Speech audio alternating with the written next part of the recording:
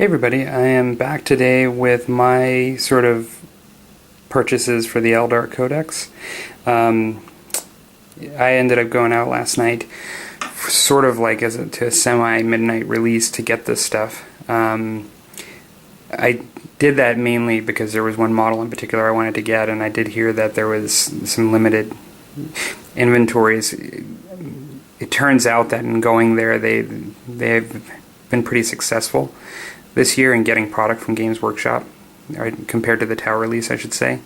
But despite that, what my local game store, independent game store, ordered, they did get about half of what they ordered in certain cases, and so I was kind of glad to go down there. But I didn't do anything like sort of special for video like for the midnight release, because it was just simply just going down there and meeting the guy and grabbing the stuff. It wasn't like a big production. So with what I ended up purchasing for this is I ended up getting the Codex, of course, and I ended up getting the cards, which I don't think you absolutely need, but it was kind of a nice thing. Just I think they're convenient. I ended up getting more Wraith Blades, the kit, like I said, which I'll end up painting these to complement my other ones, but just still slightly different. And I'm going to try to magnetize these so I can actually use them, have some melee options for the Wraith Lords that I have. I ended up getting one of the flyers, because I definitely wanted one flyer. I'm not certain, I've looked at the rules a bit, but I'm not certain yet as to whether two is going to be warranted, but I definitely wanted at least one. I got the Wraith Knight, and so this is something where this really jacked up the price of the total purchase. And in some ways, from a game playing perspective, someone that doesn't have jet bikes, because I got into this last summer and I didn't invest in jet bikes, and they're really going to be, I think, important for this new Codex. That'll be some of my next purchases in the future, is to establish some jet bike squads. But I really liked, as you all know from watching my prior videos, the Wraith Lord model, and I like the Wraith armies, like the Wraith Guard, and so this is going to just be, I think, a lot of fun just to field on the table and to paint and to build. And so I ended up getting it from that perspective, even though, from a meta game perspective, I'm not a huge competitive player, and I guess that's what it comes down to. Like I actually just play to enjoy the game, and I'll enjoy this model and fielding it, regardless. I think just because of its sheer size, and I've seen, it's basically like a large Wraith Lord, and it has some additional stuff, jump packs and things. But I think I'm really going to enjoy it. I'll be quite honest. What I found so far of what I became most excited about in this release, and you'll notice there are some things that are missing from what I showed here. I didn't show the Ranger Exarch guy, the special character that's a ranger, which he sounds like he's awesome, like from a playing perspective. I thought it was really cool. I don't have rangers yet, and that's another thing I need to get, and so I didn't want to get him, until I actually get a ranger squad painted, and so I'm going to have to get something like that in the future and paint those guys. But what I really was excited for when this release came out was this model to come out, and this is the reason why I went to the midnight release.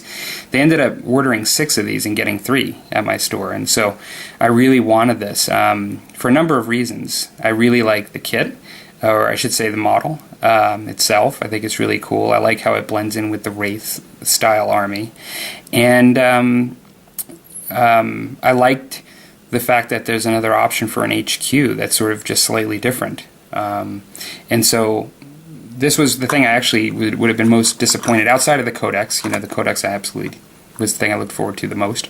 This was the thing that I was really looking forward to. Strange, I guess, with all these big flyers and all that stuff. But from a painting perspective and from tying in, with all the Wraith stuff, I just thought it was really cool. That little adding that addition to the army.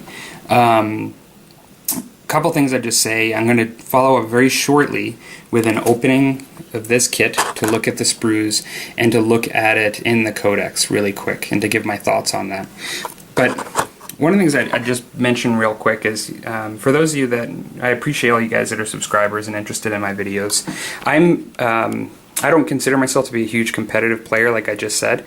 I got into Eldar last summer, and I got into Eldar knowing that it was sort of an ancient army from, not literally, but from a codex perspective. Like I already did enough research to know that although many people were doing quite well still, and there are many YouTube channels like Eldar Corsair, like guys that are just really good at using Eldar, and I recommend their channel. But I also know that it's a steep hill to climb in certain cases with the rules and where they were at. And everything just seemed a bit dated. You know, it had a feel of that too. But I still got it because I liked the look of the models and the lore and the stuff around Eldar. So for me, this release has been really cool. I've been following all the rumors every day on Daka. I am really excited. You know, the foreshadowing to me is that Guardians and jet bikes have gotten a lot better. From what it appears to me, like Dire Avengers, Bladestorm in the way it was is gone. It's not actually, it's still there now, but it's just, you know, wounds and on Rolla 6 and I think AP2, I believe. I think that the Army's obviously changing. They're really investing into the Wraith concept even more by releasing an HQ that's specific to them, the Wraith Knight and the Wraith Guard, but not only with an additional weapon, but Wraith Blades and various options as well. Somebody had said on the forums once, and it was interesting because I think it was a comment that comes up quite often with Eldar, is that they can dish it out but they can't take it, meaning, you know, referencing the toughness and, you know, the specialized weapon and ballistic skill and the low toughness. I think in some ways that's remained the same probably, because we still have many units that are like that, you know, Eldar's still primarily a toughness 3 army. But the one thing that I was thinking when I saw that comment, because I thought it was good at this time to reflect on that comment, is that we're going to be seeing a lot more of other types of armies, I believe the jet bike is now a toughness 4. We've already seen jet bike armies in the past. That's going to be, you know, that's a little counter to that comment. But more importantly, now we're going to be able to see army of constructs, you know, much more. These guys are more affordable than they were before, and they're better models than they were before. Despite the fact that I bought 10 metal models last year, these are better models, you know, from the perspective of poses, weapon options, just in general. And so, and that, you know, you have to look at these other things too. I know we had heavy support things before, but these guys can also still be used as troops.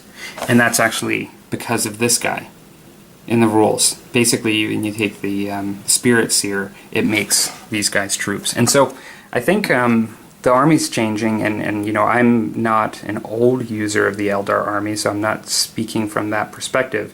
But as somebody new coming in that had to kind of learn the old rules fairly quickly, and took it at a state where I was dealing with kind of a dinosaur Eldar army, in the sense that it was, you know, it was designed well enough that it could actually still do well in certain instances.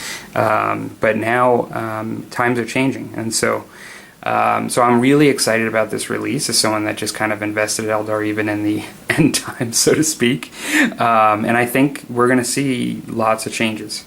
So thanks everybody, and I appreciate you watching, and I'm going to be following up shortly with an unboxing of the Spirit Seer.